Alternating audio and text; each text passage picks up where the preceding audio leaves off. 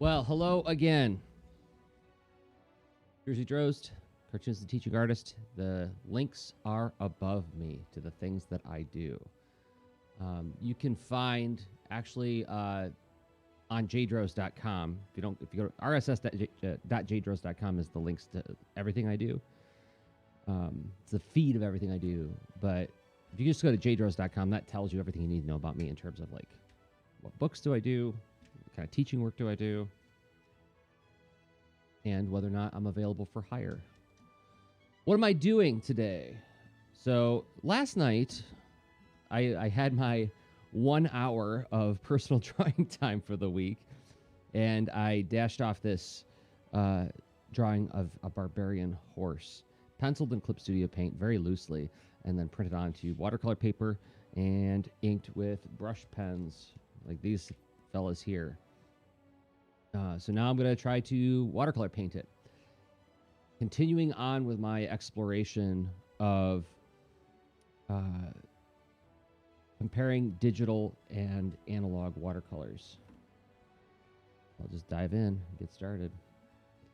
And I'm going to go ahead and wet the area that I want to work. Oh, you know what I didn't do? I didn't pull up an image of the colors on this horse. I have an early drawing of this horse, and I want to get it real quick so I can match the colors correctly. Oh my goodness, I should have done this before I started. Let's see. It'll only take me a second. While we look at the nice picture of the horse. All right, there's what I'm looking for, and boom. Oh, for the love of corn. All right.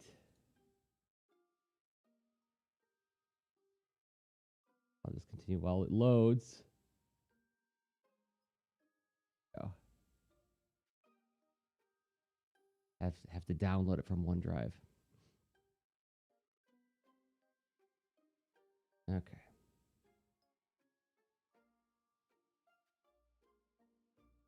And I can.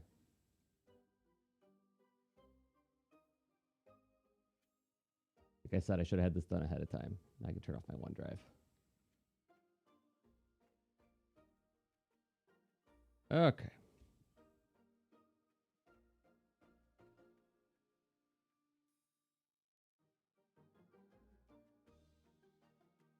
Is that really? Oh, yeah. Fur is here. I don't know how much I've talked about. This is a character design I've been working on for a while now. And I know I talked about this on my Patreon when I was working on this project a while back. And all I knew was that I had... Oh, thank you, Rachel. I'm glad it looks okay. You know, I was working off some reference images of horses running, and I was trying to amp up the energy of the run, because like all I could find was like horses trotting, and I'm like, but I want it to be like intensely, you know, like she's charging. She's a barbarian.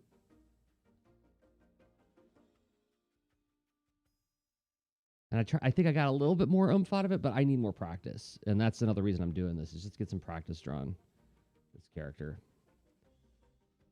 I think in the lead into our Discord, I had been talking a little bit about this idea of like some advice Tony Cliff gave me of like always draw your characters interacting with people or other characters. It tells you more about who they are. Now this doesn't do that, but I am trying to do some little drawings to try to give myself a... Oh, there's blue in there. I forgot the blue.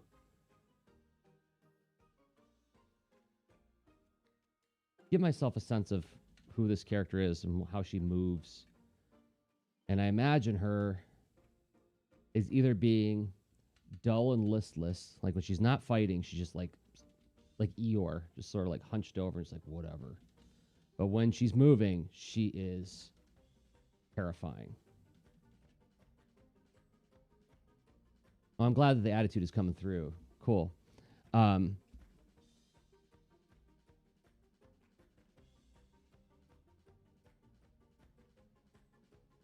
Sort of like, you know, like there's this idea of like tigers, like they or any kind of like prey cat.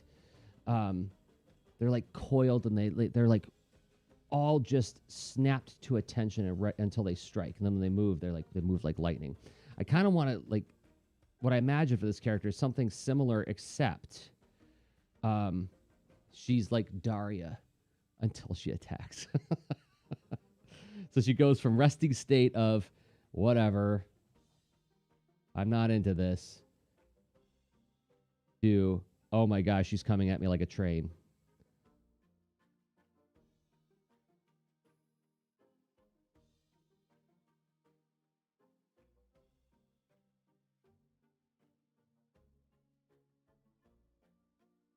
Oh, thank you for asking, Rachel. No, I'm using Restream to simulcast, and it takes all the comments and puts them in one place for me. So whether you're commenting on YouTube or Twitch, or even Picardo, which I'm streaming on as well, it all gets put in the same place for me to look at. So no worries there. But thank you for thinking about that. That is very kind of you. I only have 2 screens. I only have 2 screens. Oh my gosh.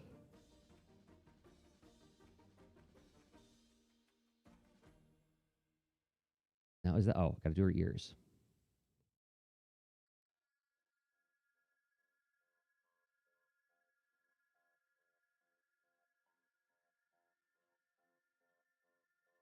Another thing about this character's design is I'm very fortunate in that I work with young people, because I will often run my in-process character designs past them and get their feedback on things. And one of the things that one of my students told me in the first draft of this character design is I think she just had like purple hair or something. And one of the kids said, no, it should be two-toned. She should have like a bright color and a dark color in her hair. Never thought of that. Why not? Why can't a barbarian horse dye her hair? Or, I mean, why can't a barbarian horse have multicolored hair anyway? She's a barbarian horse. Anyway.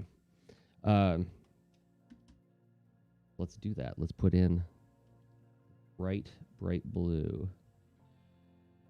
My watercolor crayons.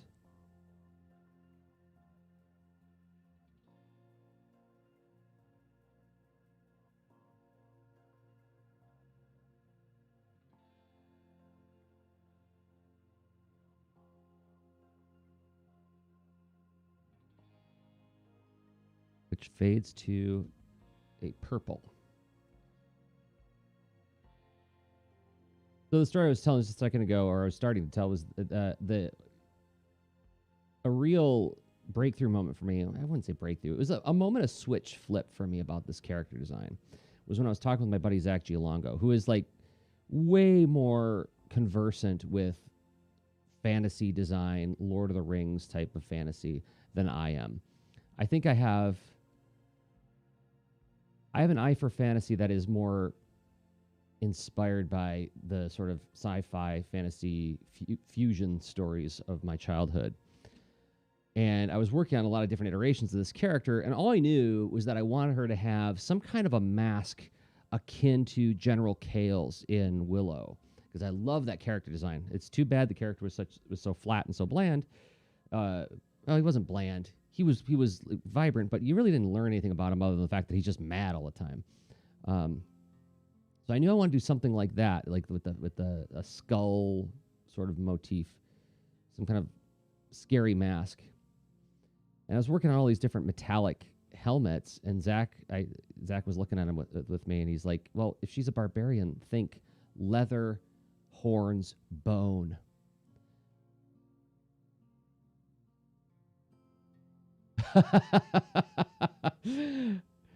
Rachel, I love the annotation that you have in your brain. It's like they have a major domo in there who whispers in your ear like an important fact about that person when you hear their name.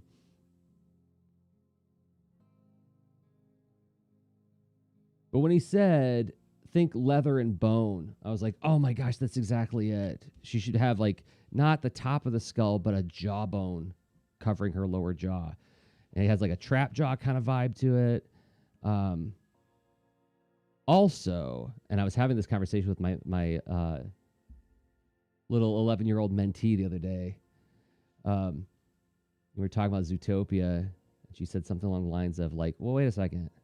You never see anybody eating a hamburger in Zootopia." I'm like, "That's right. Can you imagine what that'd be like?" And she's like, wait a second, wait a second. If it's a world of all animals, and if you show them eating meat, doesn't that make them a cannibal?" I'm like, "Ha!"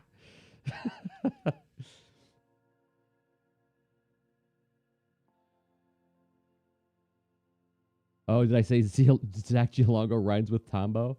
That's funny. That's a very comic booky way to create a mnemonic.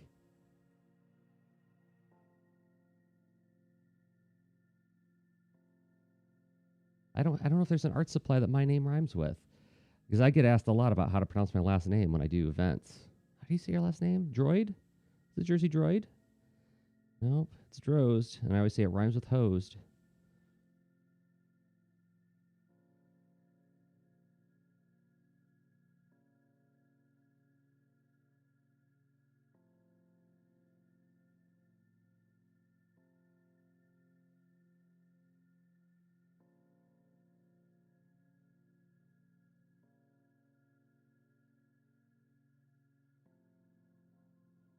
So anyway, I really dig the lower jawbone business on her, and I like how it covers her mouth, gives her more of like sort of that. Well, I don't want to say too much about her character because I'm still like working on like the backstory for her, but I like how it implies like silence, right? She's got it strapped over her mouth. She's muzzled, right? So you have more of that confined kind of thing, like where she's like bound, but like man, when she comes at you.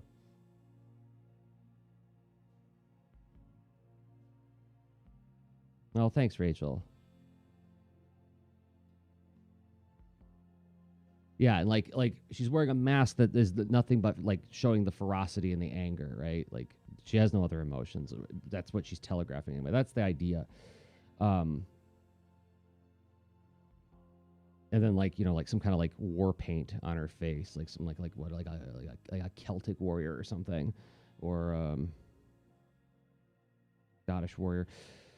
What do you do about those bandages on the legs? Well, let's do the fur on her hooves first.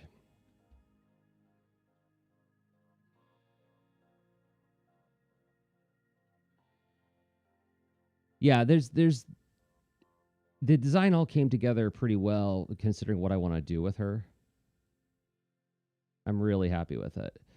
I'm trying to simplify it a little bit. Like in the first design that I did, which I posted on my Patreon, she had like some like sort of weapons business going on in her legs. Because the other question I wanted to answer, and this is the kind of stuff that gets me excited about making comics, is like whenever I can solve these really interesting creative storytelling problems, like how would a barbarian horse fight, right? Because one of the rules that I've made for myself in my talking animal stories is I don't want them to ever do the hands thing, right? Like again, like Zootopia. I don't want them to be the anthropomorphized animals that like can actually do things people do. They should be able to. My I get excited about trying to find a way to have them do people things, but just as an animal. So I'm more Narnia than I am Zootopia, and so I got to thinking about like, okay, well, maybe she would instead of she can't use her hooves to wield weapons. So what if the weapons were just strapped on her back and she runs in such a way that these bones and clubs whack you, right? So a little bit more demolition derby style fighting, which will be tough to show in a comic. But that's another thing I get excited about is that kind of like that challenge of it.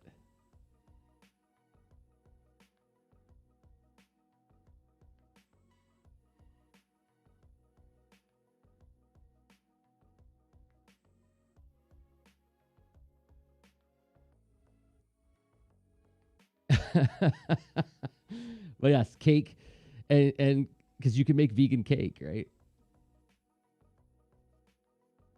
Yeah, it was funny having this conversation with my mentee because like this is a question I've thought about with my animal books is like, yeah, essentially if you have meat, you are really dealing in cannibalism. So that's also another thing I like about this character's design is that she's also telegraphing more than you think or than you might think because she's got skulls on her body. She's got a jawbone of an animal on her face. She's wearing a fur, right? Okay. already this character is telegraphing a whole lot of fierceness that doesn't normally appear in my stories. So it's nothing I like about her.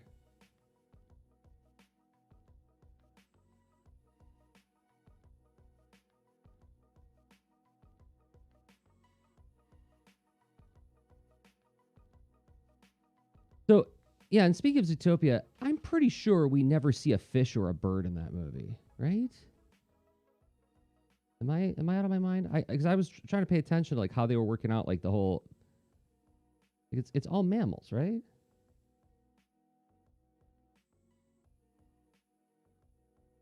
I was wondering what the reasoning was behind that.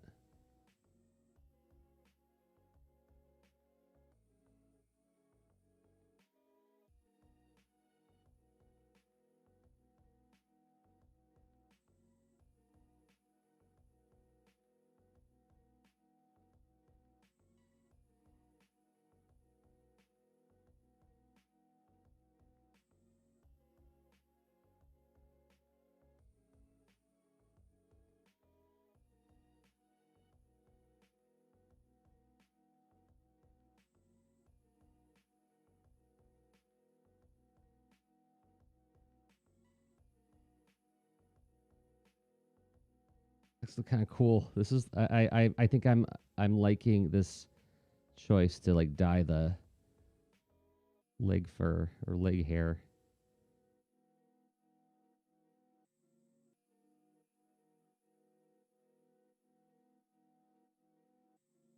I'm not crazy about the way I drew it. I think the hair could. I need practice at drawing like these big hairy horses. But I like this design choice. I'm happy with it.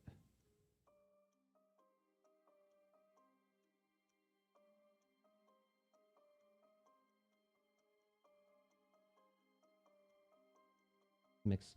I broke out an old palette. I think I need more room to mix some paints for a painting this size. It's a little bit bigger than what I was doing before. Another lesson I learned from this one is try not to work so tiny and with so many different elements. Let's try to simplify.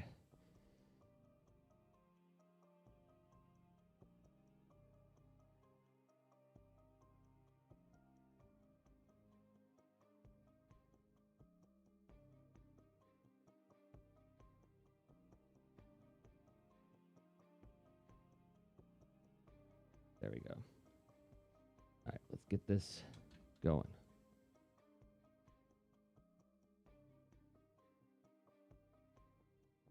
A bit more gray, please.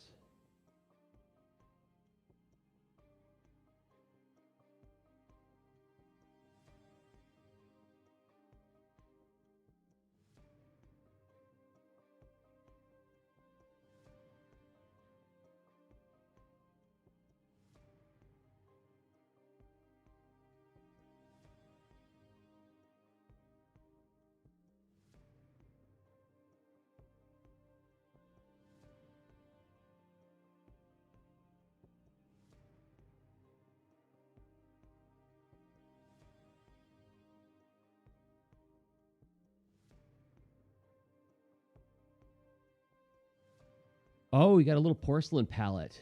For what kind of paints? Are you gonna do like acrylic? You do watercolor? What you doing, Rachel?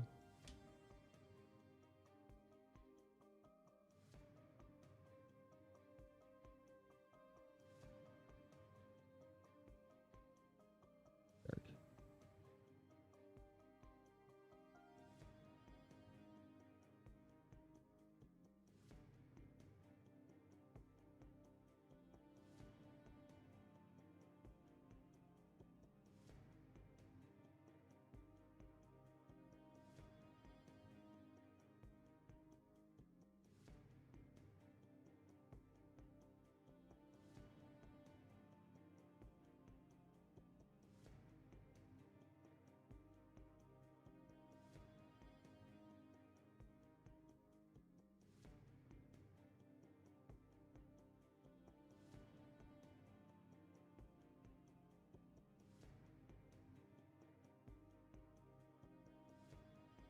I actually have a little porcelain. It's like a, and maybe this is what yours is like. It's like a circle with like what 6 or 7 little indentations around the periphery, and then a little flat spot in the middle.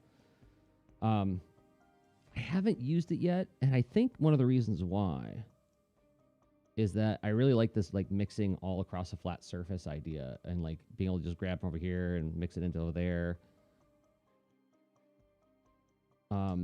Though I don't want anybody to misunderstand me as saying like that's what I'm saying like you should do, because that's just the way I learned it in my watercolor class, and I liked it, and I probably would benefit from trying out some other techniques.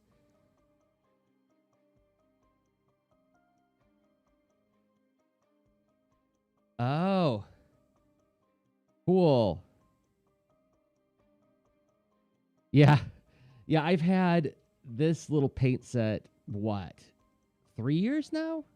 And like I haven't changed it. I mean, that's the yellow I put in there 3 years ago. It's just like, I mean, and granted, part of it is I don't do a ton of painting, especially lately. But yes, they last forever. And I have all these other paints that I want to try out. Why don't you, Jersey? Well, I might.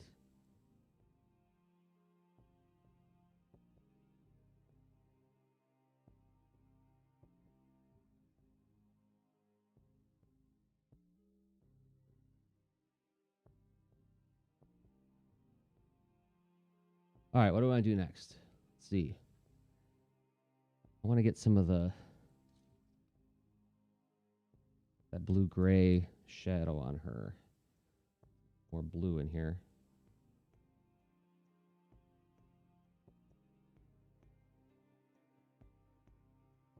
Little tiny bit of purple.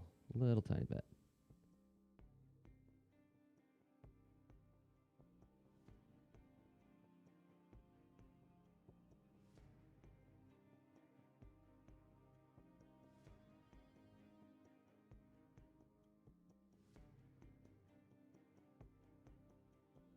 Oh no, don't get in her eye.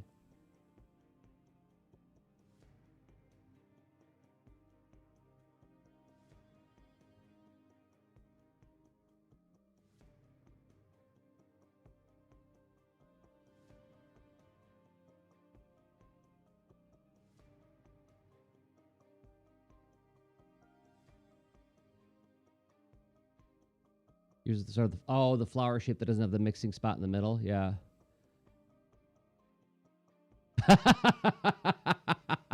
I just read your comment about falling down the rabbit hole in an Etsy shop where they make custom. Yep.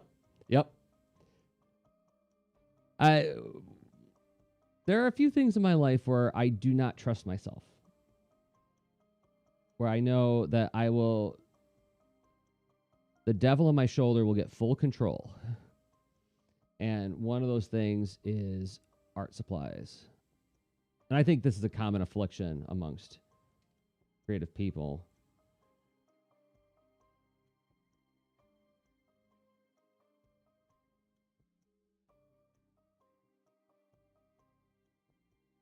But yes, my wife will often say something along the lines of like, well, you know, it's like we now live not far from a Dick Blick store. And when I lived in Ann Arbor, we did not have any art stores you could just like go across town to. Like the 2 years after we moved there, the last art store they had closed. So I had resigned myself to just doing all of my art supply purchasing online, which is fine, but not as fun. But yeah, Anne will say occasionally, like, well, sheepishly, you want to go to Dick Blick? I'm like, you don't even have to ask. Just tell me we're going to Dick Blick and I'm going. Do you need anything though? No. I mean, granted, I haven't done it in the last year because of where we are in the world, but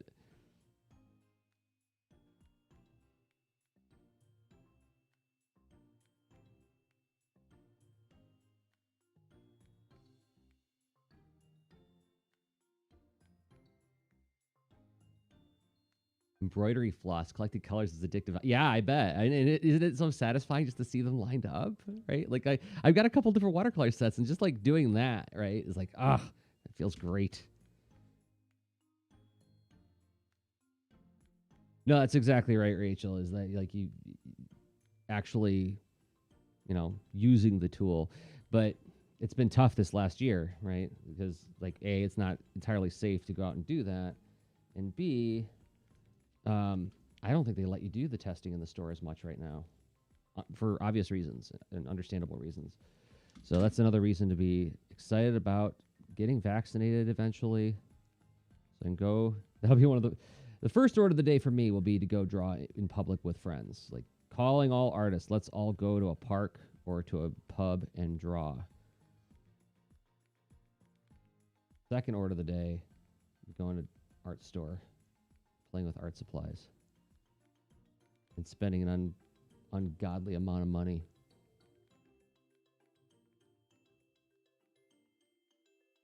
Let's see if I can mix the bone color.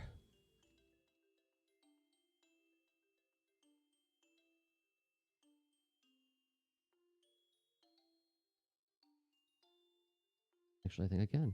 Oh, dirty birdie. Put a big swab of black right in the middle of my yellow on my palette.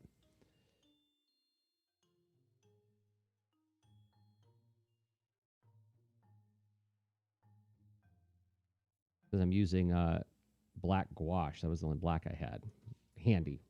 Because like I said, right on the other side of that wall is a whole mess of watercolor supplies. All right, move my palettes. Let's get that yellow in here and see if I can get a nice pale yellow. Maybe.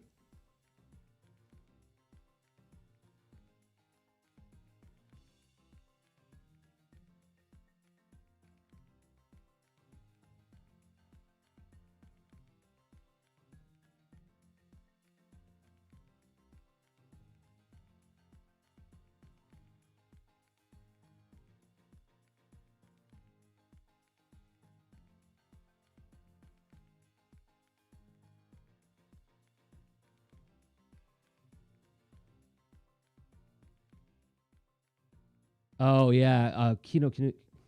I always trip on the pronunciation of that name. Man, that makes me feel like such a dope. Kinokuniya. That place, let me tell you, oh my goodness. Those who don't know, it's an art supply store and stationery and other, personal organizational tools. There's one in New York City. I think there's one in Chicago. I think. And yes, that is a place where I can spend hours. And I got some of the coolest things I've ever gotten from my organizational supplies. Like for instance, my bag in a bag, which I've shown on a Lead into Art episode about everyday carry, has gotten there. But any art supply store is a gift if you have a physical one to go to. Going back 20 years, show my age again. When I lived in Phoenix, Arizona, I found a drafting supply store, a store the size of like a Utrecht or a Dick Blick, and it was all just drafting supplies. And I was in heaven. And they even had transparent sheets for printing your own Ben-Day dot patterns on. And they worked with laser jets or back then bubble jets, or ink jets.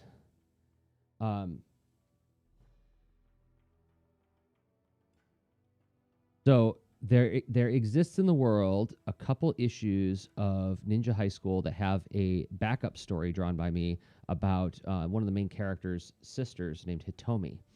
And one chapter of the story has mechanical tones actually applied like the old way with razor blades and, cutting it out and sticking it on the page.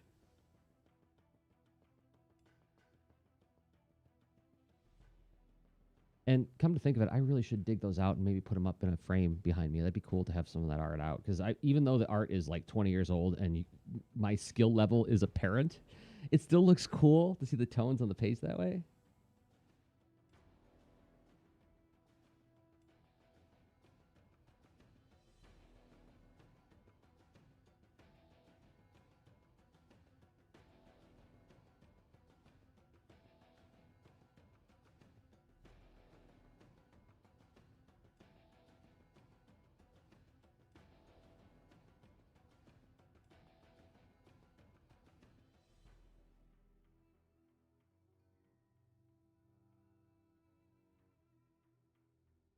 There we go. That's looking better.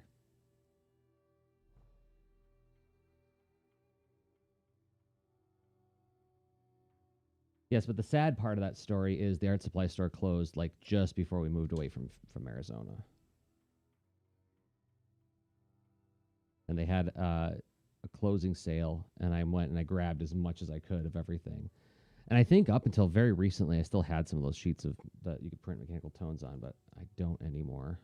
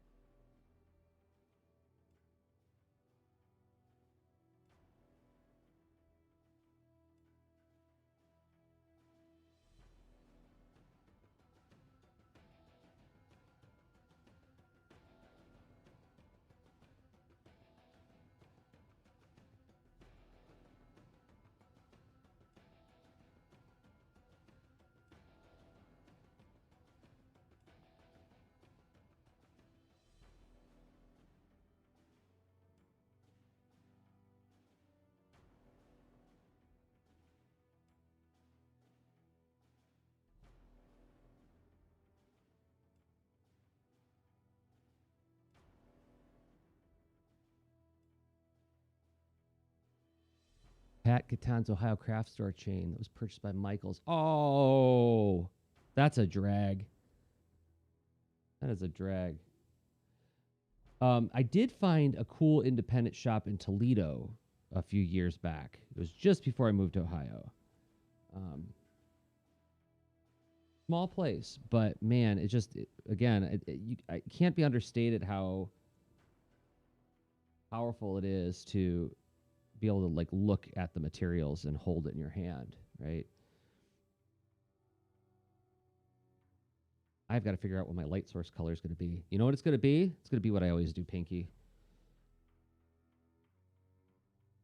Because I am what I am. I got a bunch of black in this brush and it's bumming me out. I should have brought a cup of water.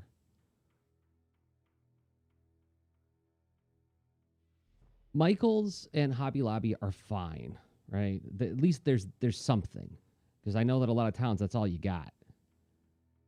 But it's not the same. Art supply store.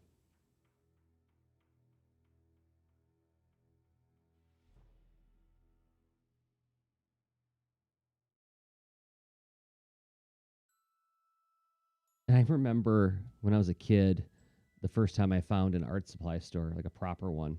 Um, I mean, I know that many of you who tune into my stuff know that I grew up in a very rural town, or a very rural town where art was not a super celebrated activity. Um, and so I moved to a slightly bigger town, which wasn't much bigger. I mean, it was like, 30,000 was the population when the students were in town, right? Um, but the campus had an art supply store, which was it was okay.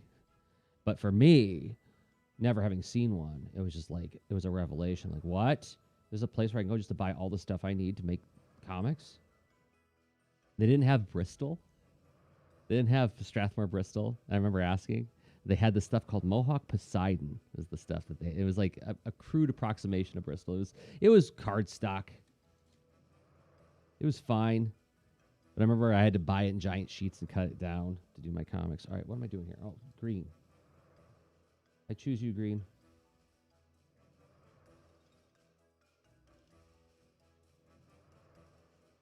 And you, yellow.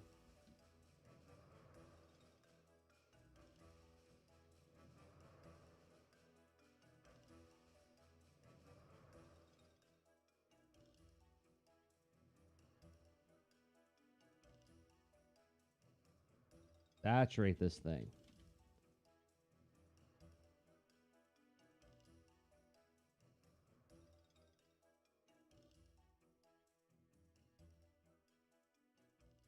Come to think of it, now that I'm actually like dwelling on this, I never realized how many of like my like formative experiences were discovering that I wasn't as weird as I thought I was.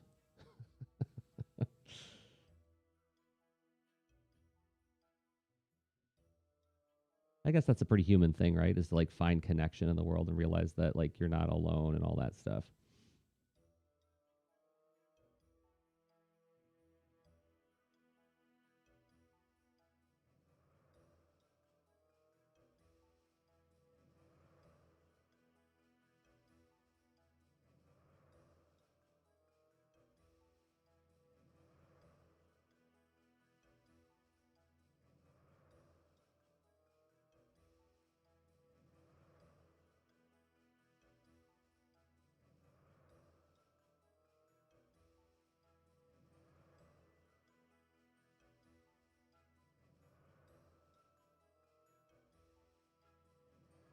How are we doing on time? 36 minutes in. A lot of pink out in this brush. What am I doing on water? Uh-oh. Oh, no. No, I got tons. I just refilled this thing before I started.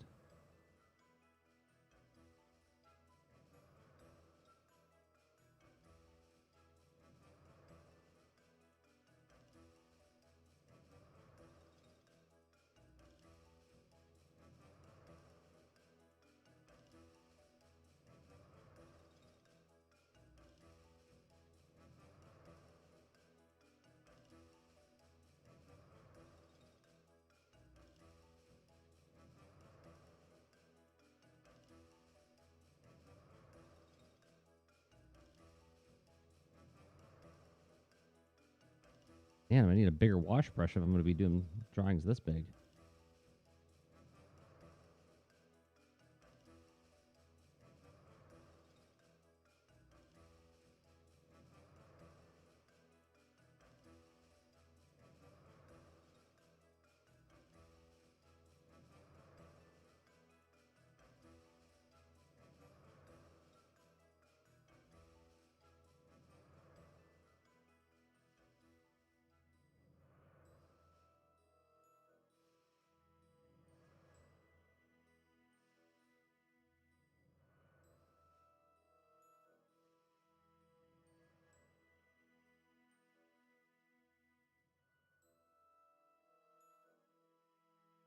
So I don't know if you saw it, Rachel, but today's Lean Into Art is all about how I make my day planner.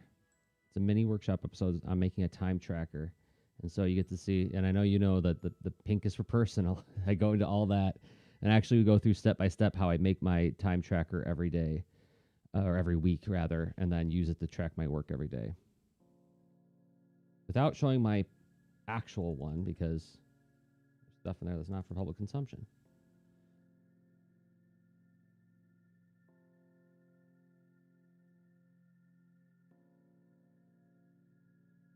I spent a little time talking about multi-pens, although they are not, obviously not a required tool.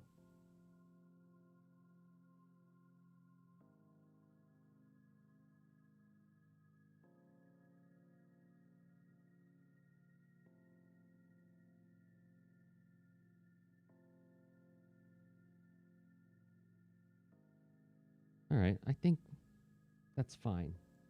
Background is fine. Leave it be. Don't monkey with it too much, Jersey.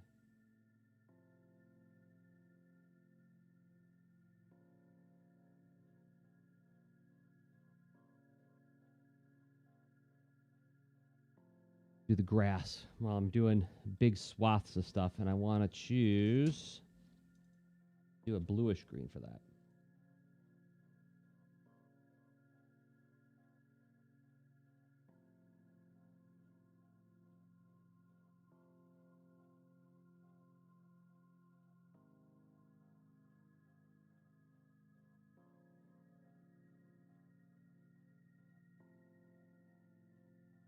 I am always tempted to just completely ape the. Is it? Oh, I'm blanking on his name. Is it Earl Krasden who did the color palettes for the Filmation Masters of the Universe show, where it's always like that bright green sky, and then the Eternian Palace is like that weird salmon / pink / purple. Always wanting to go to that. And I have to keep talking myself out of it. Like, okay, you've got other ideas. You can figure out something else just for variety's sake. Oh, what size multi-pen were you looking at, Rachel? Because the ones that I use, I love talking about multi-pen. Are 0.5s. This is a 0.5. Yeah, because I was using a slightly thicker pen. What is this? This was the Pilot G207. I was using a series of pens like this to do my annotations and markups in my time tracker, and it's too chunky. It was too chunky a line. So I think they have 0.5s, and there's what brand is this? Actually, I have two now. Rachel, help me before I multi-pen again. The Uni Style Fit is what I have. The Uni Style Fit. Can I get that on camera? But yeah, the refills, I think are 0.5. And they just pop out like that when you're done with them, and then you can put in a new one by slapping it in the little, what's it? There we go. Oh, the thickness of the barrel. Yeah. Well, I don't know. What is the thickness of this? How does it stack up to? It is a bit chunkier in terms of, like, compared to holding a traditional pen. So, yeah, there is that. I guess it's about the size of a Sharpie, right? It is a little thick. Not as thick as some multi-pens I've gotten at, like, souvenir stores and stuff. Those ones that are not refillable that you can buy. Like, I had one that was, you know this, it was that scented one that I got from Cento. And that was a real monster to hold in your hand. It was really hard to write notes with it. Great if you're a kid, you just want to doodle with a pen that smells.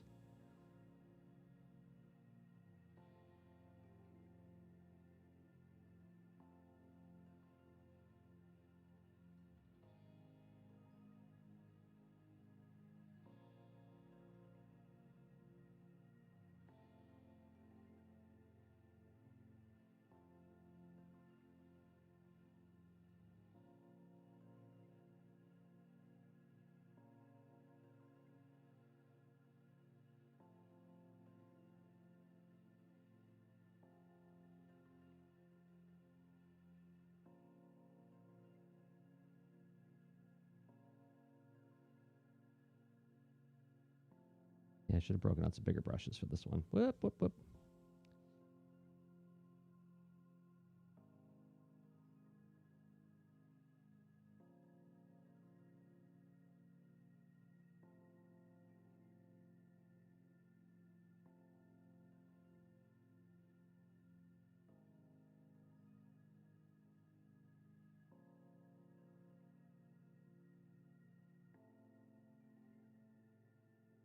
Here's a good way to get all the color out of this brush.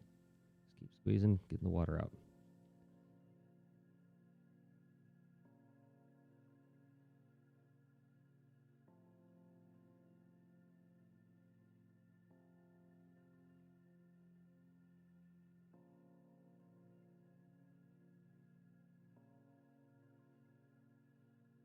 Crayola multi-pens called Ombre that have 3 color coordinated shades of the same color in them. What are you talking about?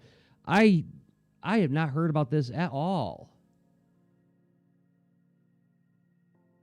That sounds pretty darn great.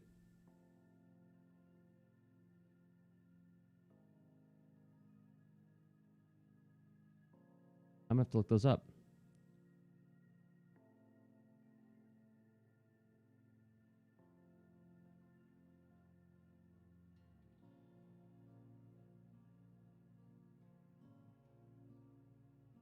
All right. Where I'm going to get back to the horse in a minute. I'm going to do these rocks real quick.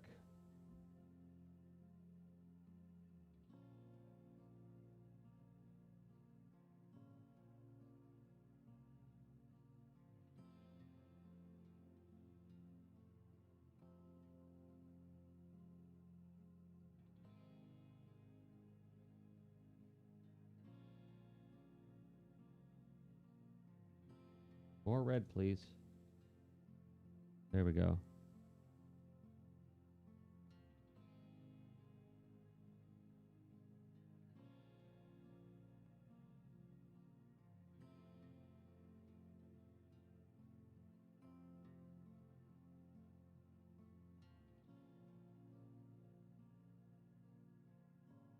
Rilla has a line called "Take note," and this all the stuff seems great.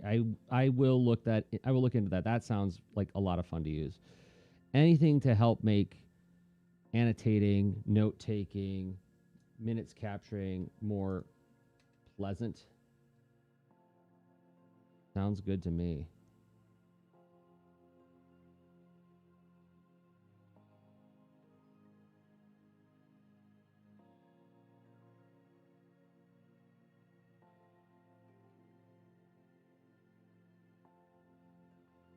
And thank you for bringing that to my attention now, Rachel, because I actually have a professional development session with teachers on Monday where, and by the way, that means I'm not going to be able to do the live stream on Monday, but part of the objective is to talk and explore about like sketchnoting and like ways to visually capture information, represent information. And I think it would be really cool if I had some options to present with the teachers with, like, here's playful ways you can do it.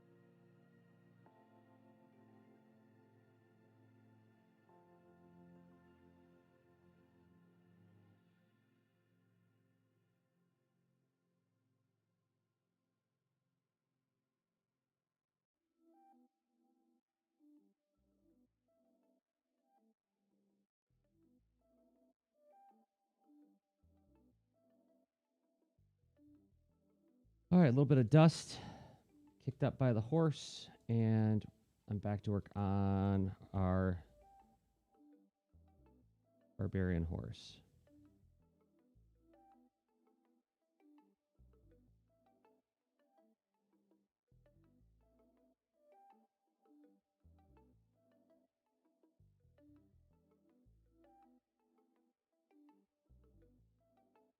Yeah, I could have used a bigger brush for this one.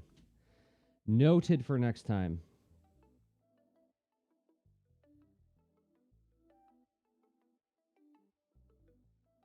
Now, let's see. The fur on her back is a dark reddish purple.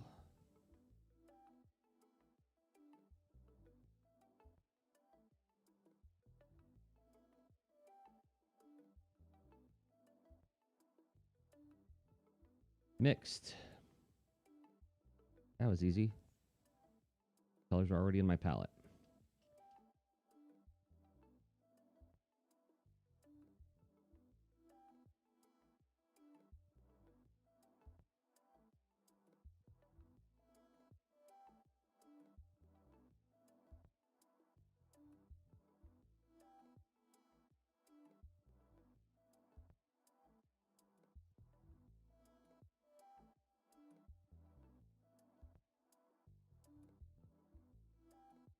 Mm.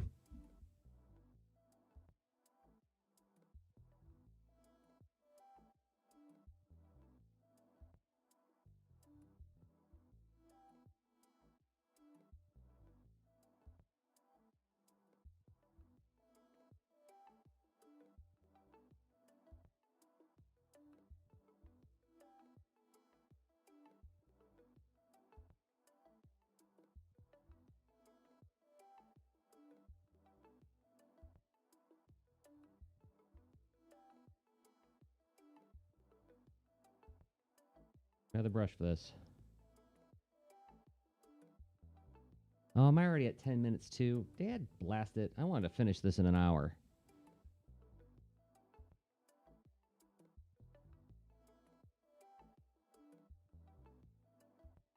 now I'm feeling sad. Well, let's see how far we can get. Be too opaque.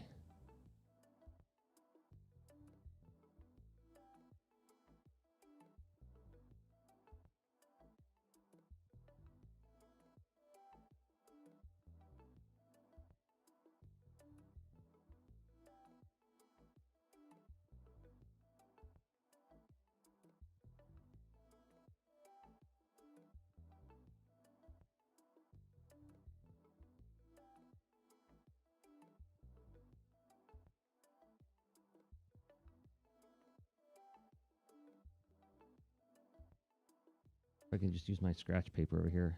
There we go. Enough my brush. What's it doing? What's it doing? Ah! A little bit of...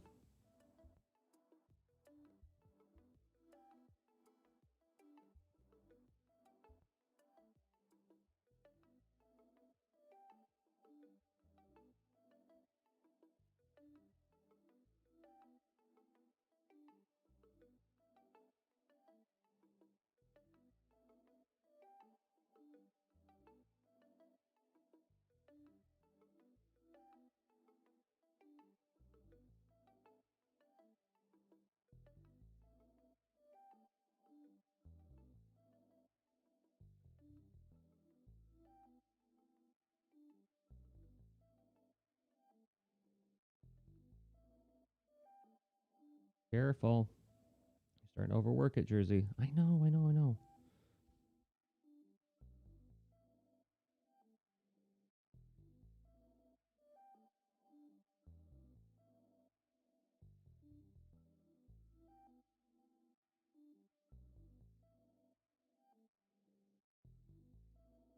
Yeah. See what I did there? Look at that business. That's unfortunate, the way it's all like washed out on the edges like that. Let's see if I can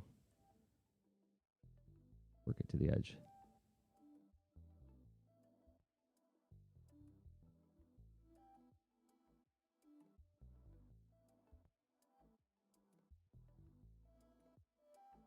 All right.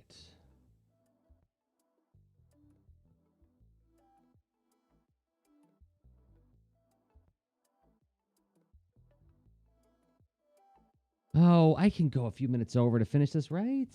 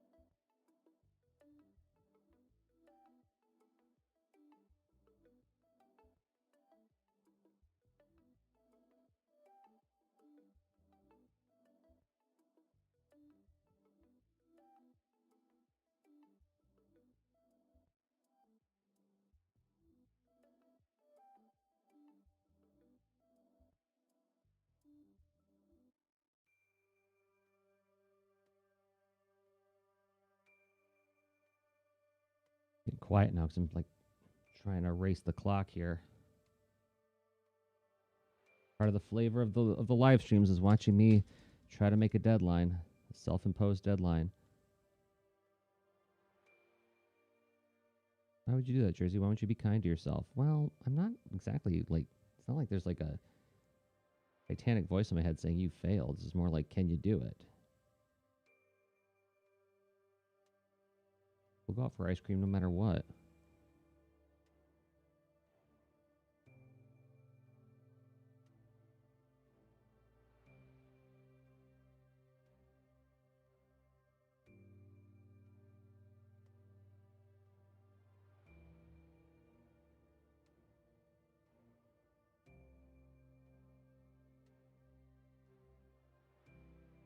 Get it all out. Yep. most of the purple out. Okay. Now for little green. A little bit.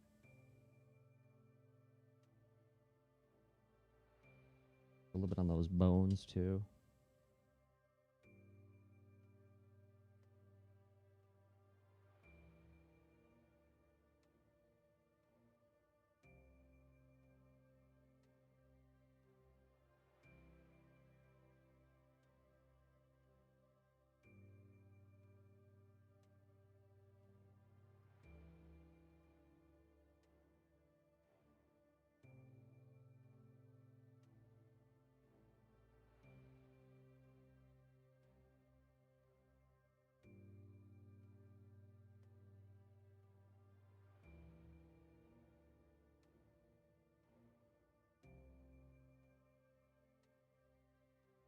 Okay.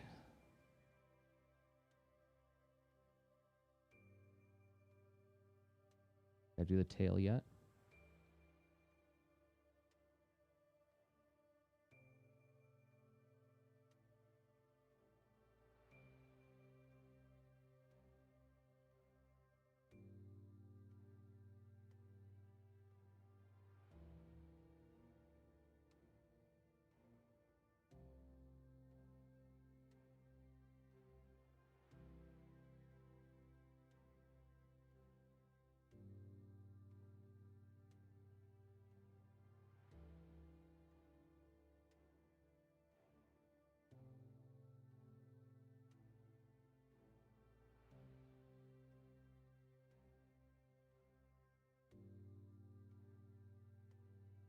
No.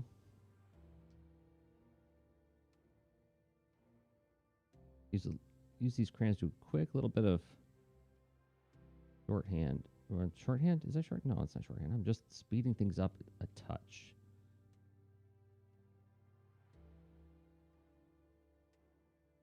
Oh, I don't. Don't have any brown crayons on me, so I'm going to have to use brown paint.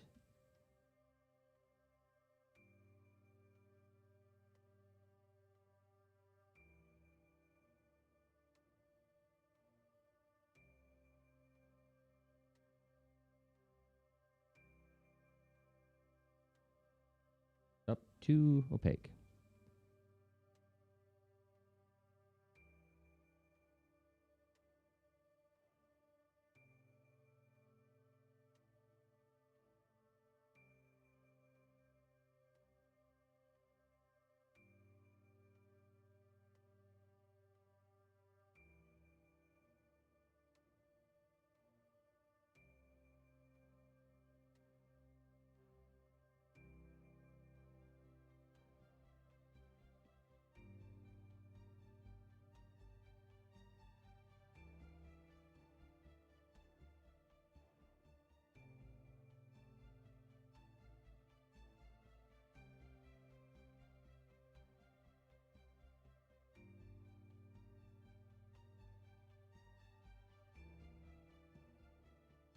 You think somebody's going to want this as a tattoo? You really think so?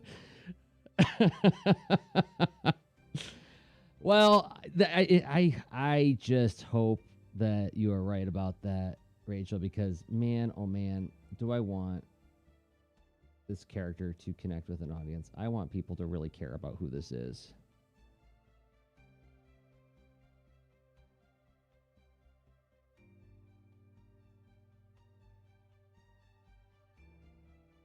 This, I mean, if I get to do this, this is probably one of the most personal things I've ever done. Like in terms of like, in what's a barbarian horse got to do with personal stuff? Jersey, come on, what are you doing? I mean, in terms of it's pulling from a lot of my most personal beliefs. It's something I really believe in, not just as a project, but also just like philosophically. It represents a lot of my thinking over the last decade. And so I really, really hope I get to do it. And I really hope it lands.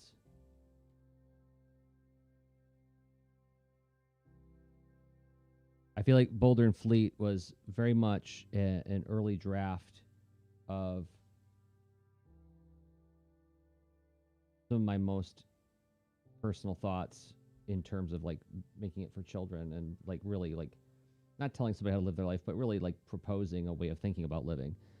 Um, this one is even more of a refined version of that idea. So if people connect with this character, that will be a huge win for me. Because I'll tell you, and I could say this because at the end, not many people stick around for the whole video. So now I get personal. As I think about this thing and think about how much it means to me, I am so afraid of how it's going to meet the world. I'm so frightened, Rachel.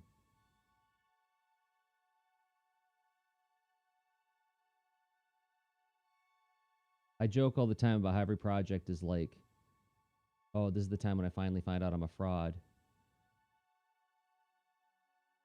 What if I do something and I know it's good, but the world does not care, right?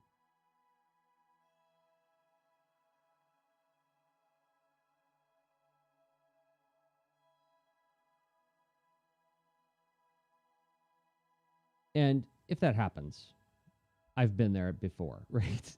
I've done a lot of projects that have been very meaningful to me that like never found like a gigantic and responsive and you know, an audience that is such that I don't have to look for side hustles or side gigs. So it's not like I'd be unfamiliar territory. I think I'd be fine. But just this feels like such an articulation of how I think that I'm feeling a little extra nervous about it. So thank you. Your responses make me feel a little bit more buoyed. That's a very, very well said, Rachel. I'm thinking about that a lot.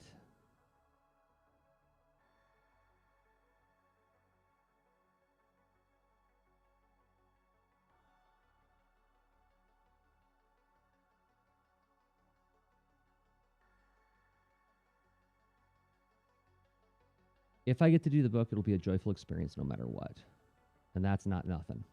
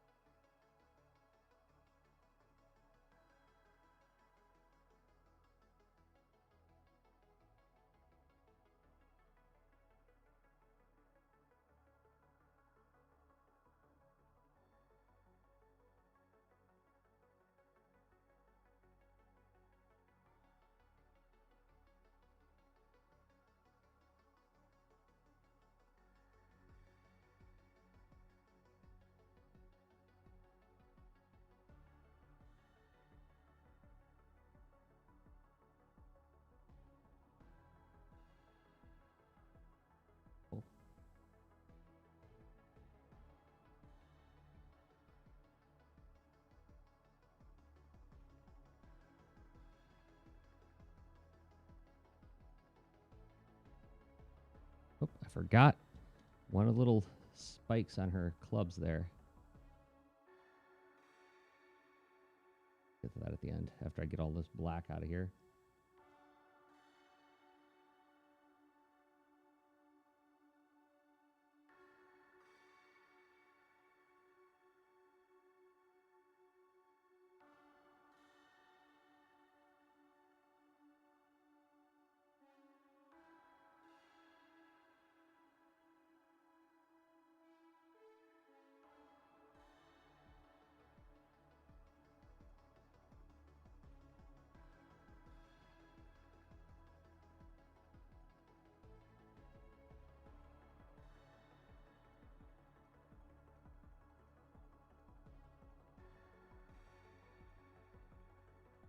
Am I really almost done?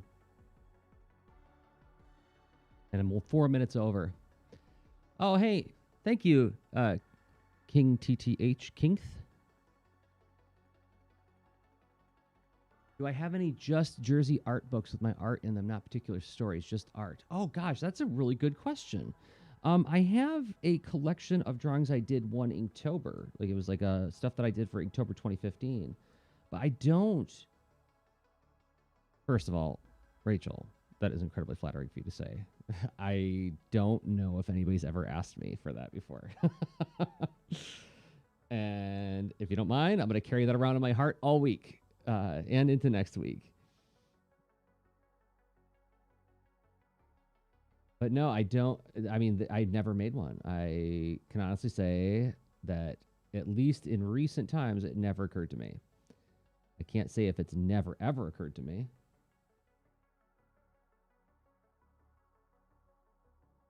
Because I don't know. I'm sure I thought about it at one point or another, but man, that's an interesting idea. Maybe all these watercolor experiments that I do can turn into something like that. That'd be neat.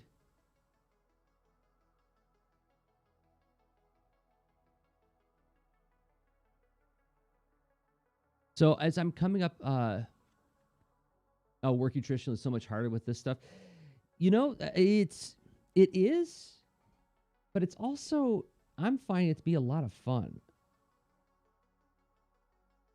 Yes, digital gives me a lot of opportunities to change things and make adjustments. And I am going to do a digital version of this too, just to compare what I can pull off. See how I do. But I tell you, this is a real blast to do. I'm really enjoying working with traditional watercolors, and I didn't think I would. And I've chronicled this on my microcast on my Patreon. Did a little essay on my favorite tool, and I said, right now my favorite tool is watercolor, and I am surprised to say that.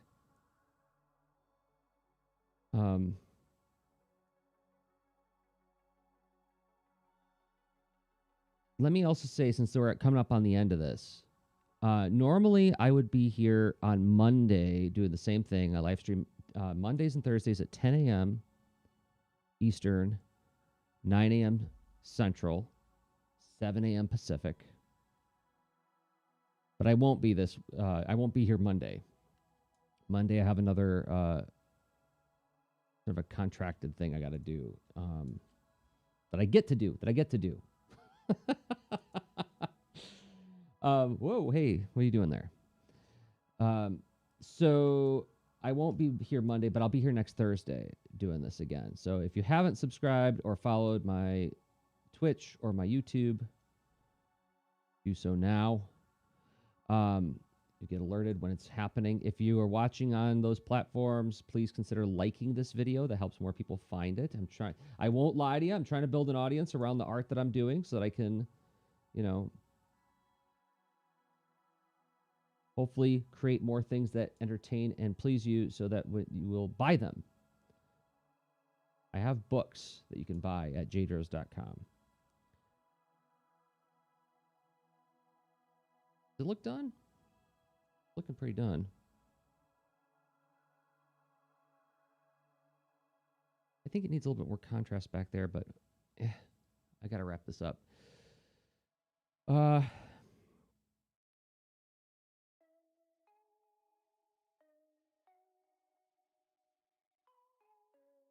That makes me so happy.